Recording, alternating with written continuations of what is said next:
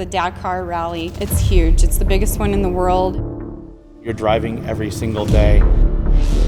There's no GPS. Dakar, they hand you a road book 10 minutes before you start the race. It's 12 days worth of racing. It's definitely a grind. It's tough. And you have to do this all at speed. It's still a race. It's not just a trail ride.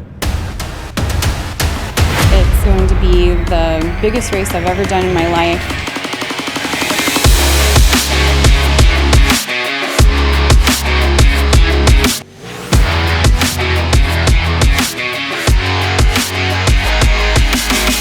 Polaris has shown up.